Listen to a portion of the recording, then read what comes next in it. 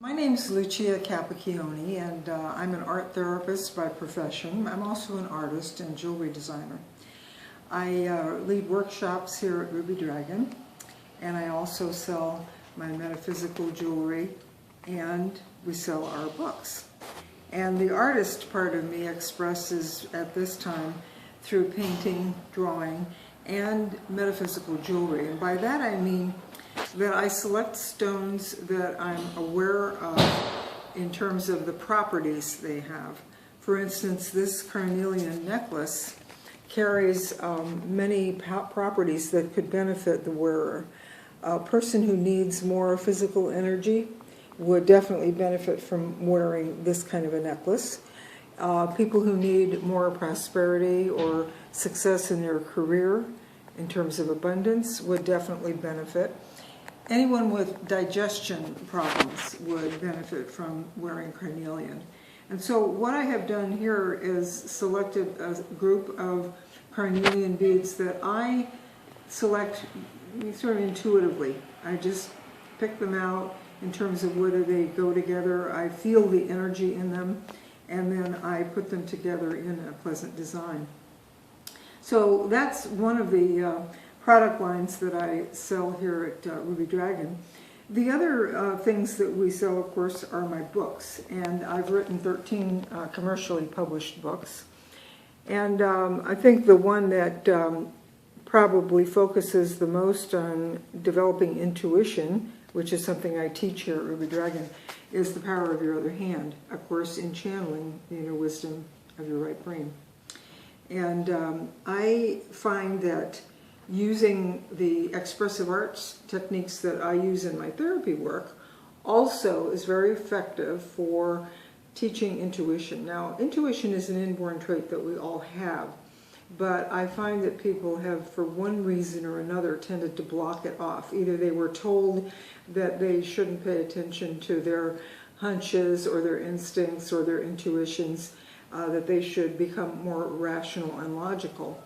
And so what happens is people cut that natural ability off, just the way they cut off their natural creativity.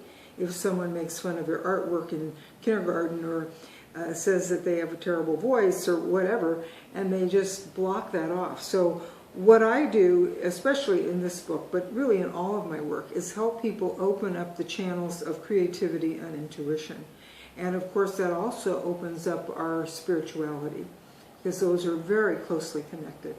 So the kinds of workshops I offer at Ruby Dragon have to do with opening up creativity,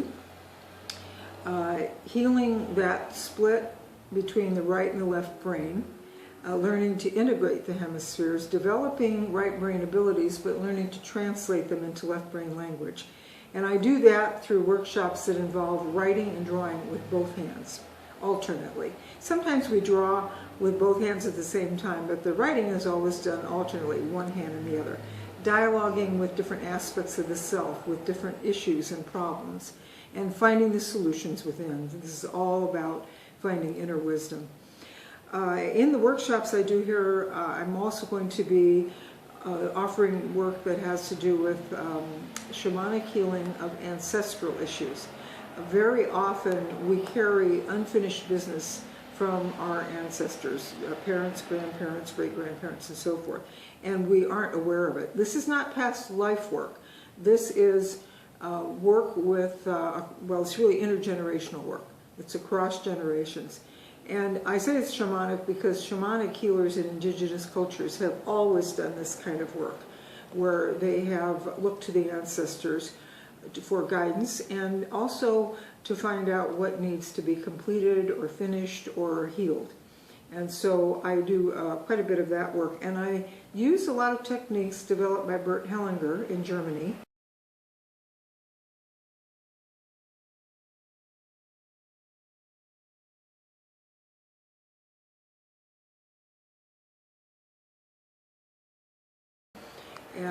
In terms of the ancestral healing work, and it's called Family Constellations.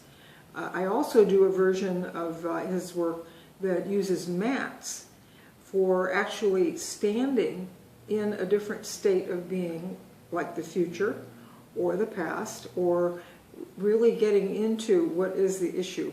If there is a problem, what is the nature of the issue, by standing on a mat that represents that issue. And what happens is the body comes into play. The wisdom that is in the body starts to speak. And we find out some amazing things, information, guidance, and sometimes consolation, working with grief, for instance, working with things that need to be healed. So at that point, I bring in a lot of my art therapy skills, of course, when we do healing work. It could be healing of the body-mind, it could be healing of relationships, it could be healing in terms of career or purpose, life purpose, and work in the world. So there's a broad range of offerings that we do here, and I am very pleased to be associated with Ruby Dragon and being able to really delve deeply into these techniques that I have learned over the years and that have helped me heal myself. And I want to add that I got into this work because I had a life-threatening illness when I was in my mid-30s, and I healed myself from an illness that the doctors were unable at that time to diagnose or treat. And I did that through journal work, through writing and drawing with my non-dominant hand and my dominant hand. Discovered art therapy, changed careers from being an artist and early childhood educator to becoming an art therapist. So for me, this has been about life-saving. And then I've been able to take these techniques out to others. And I'm very pleased to be offering them here. I feel that the energy at Ruby Dragon is very healing, very powerful, and I really am very pleased to be part of the family.